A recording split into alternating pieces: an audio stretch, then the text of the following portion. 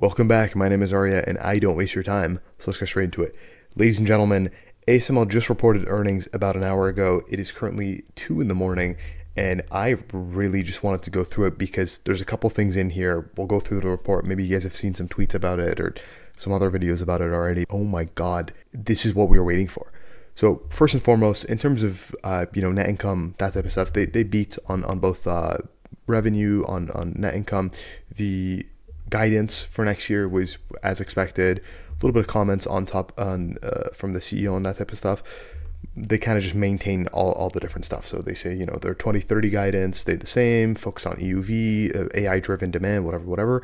This is where it starts to get interesting. First and foremost, this is like where they really just throw you numbers of this quarter at you. Total sales, obviously, all that great stuff. Gross margins, 52%. This was slightly above expectations.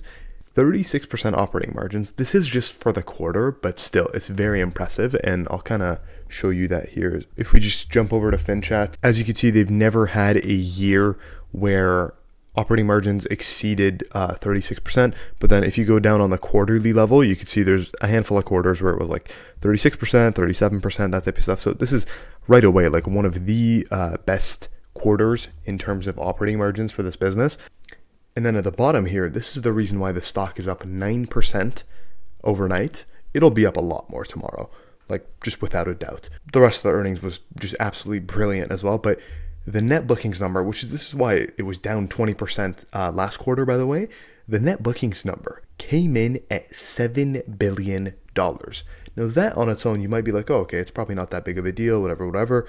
But if you actually go down, the net bookings number at $7 billion compared to the $3.5 billion that was expected for the quarter, that is absolutely ridiculous. And again, if we jump back over to FinChat, we can see kind of how it's been over the past little while. I'm here in the charting tab, and then you go down to segments and KPIs, we're able to find it.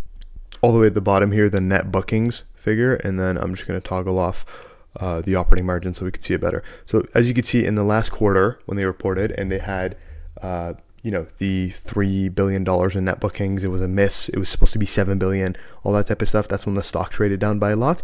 So $7 billion tomorrow would be roughly about here. And it's a pretty meaningful increase over the quarter right before that. And then actually management had said that they're going to stop reporting this number from now on, just because like in general, it's just a very volatile figure to begin with. Like you can see it's quite cyclical. It's all over the place. And, the stock trades around on that, and like they just similar to how Netflix trades on the subscriber counts, but I would actually argue the Netflix thing, it's more important to them. But anyways, they're going to stop reporting this I think next year, but still, like, this is a positive for at least a stock in the short term, but whatever, right? They put out a tweet thread 15 minutes after the earnings saying that the additional upgrades and the revenue beat and that type of stuff was from additional revenue from 2 high NA systems that they sent off, and they shipped off a third one. So 2 of them were, I believe, received, and then a third one was shipped off. And so they were able to recognize extra revenue for that. I would assume these are going to TSMC. So I think earlier in September, TSMC started taking shipments of high NA and UV systems. I would assume that they're buying extra ones. And so of the net bookings figure, roughly, what is that, like 40-ish% of it was EUV. That's absolutely incredible. And then kind of the last call out I'll make here, at least on the earnings side of things, which like I'm still trying to like figure this out. Basically, their cash and cash equivalents went from $5 billion in the last quarter to $12.7 billion. It just does not make sense in the slightest. And so like with the type of business that ASML is, like there is a lot of fluctuations on a quarterly basis with their financials.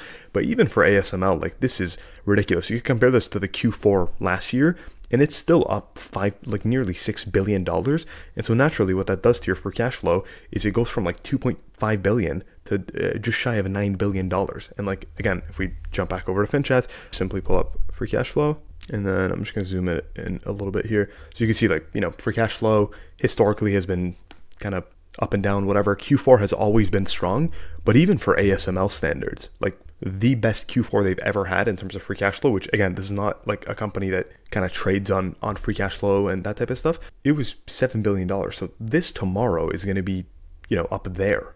So even for ASML standards, like this is a ridiculous amount of free cash flow. And so instead, what I like to personally do is I like to look at operating income for ASML, because over time it has been as I just showed you the operating margins a second ago, it's been a more consistent sort of measure of their actual profitability compared to free cash flows, just due to the nature of the business that ASML is.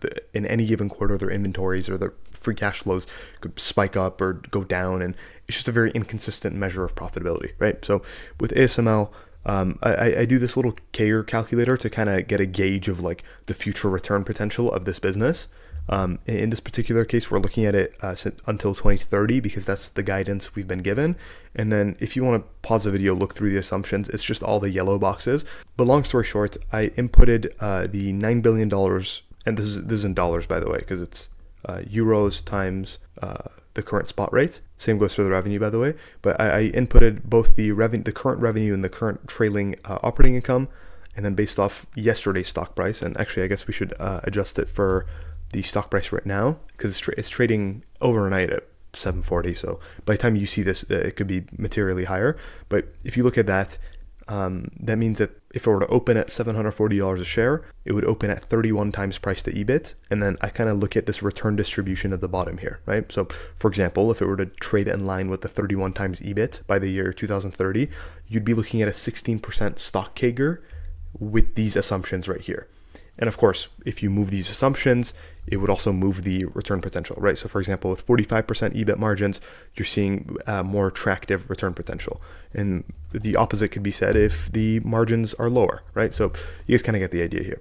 But I think these are pretty fair assumptions based off their own guidance and based off of like the Morningstar report, that type of stuff, where margins have been historically, how much they've expanded by. And so like, to be honest with you, for me personally, I think until like, let's see, like 820, maybe even 840 a share. Maybe until like 840 a share. If it goes all the way down to 25 times operating income, you're still looking at over 10% stock CAGR. And I think it's very unlikely for this stock to trade at 25 times price to EBIT. I feel like a broken record here, but I mean, if we go back to FinChat, we do EV to EBIT, which isn't exactly the same, but still, you guys get the idea. Over the past decade, they've averaged roughly 35 times. If you want to do the median, I guess that would probably be a better measure. Oh no, it's actually literally identical, right?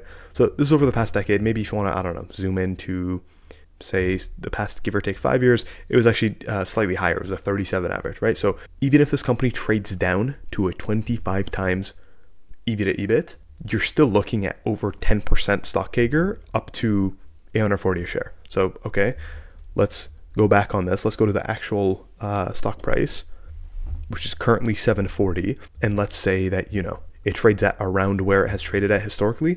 You're still looking at 20% stock CAGR until the year 2030. So you're looking at over a $2,000 stock by the year 2030, right? So I think personally, it's still at cheap valuations, especially for the type of valuation it historically trades at. I'm personally, with Interactive Brokers, my cash tends to load in, you know, within a couple of days because it goes through ACH and that type of stuff. So unfortunately, it hadn't loaded in yet. Otherwise, I would have literally bought before the earnings. Actually, my friend bought before the earnings earlier today as well. But of this 6.6% cash position, I was trying to use some of it. And I don't mind. Tomorrow, it'll go up 8%. Actually, the way I look at it is the stock's going to go up 8%, but then the operating income of the business just improved by like 13, 14%. So I don't mind. Technically, the stocks become cheaper, right? So I'm definitely going to buy a little bit tomorrow, like no matter how much the stock is up. And for a while now, I've really wanted to push this closer to where Google is. For me, I'm probably going to fund it using some cash, and I'm probably going to trim off a little bit of Salesforce. I've been talking over on the Discord server, by the way, which I just started this up. It's $1 a month if you want to join. Link in the description for that. But yeah, I've been kind of talking about this over the past couple of days of like, yeah, you know, like realistically like 380, 385. I think that's pricing in a little bit too rosy of a picture for me to kind of want to hold on to this business. It's still a great business, don't get me wrong. And I'll do a more detailed video talking about that. But like, you know, I was buying most of my Salesforce at $220 a share. It's almost at 370, 380 by the time I sell, right? So it's up like 65, 70% in a handful of months. I think it's time to move on. And I see opportunity with ASML to buy into a very cheap business at the moment, right? So that's kind of where my head's at with that. With that being said, thank you very much for watching. Check out FinChat. That's also linked in the description. Have a great day.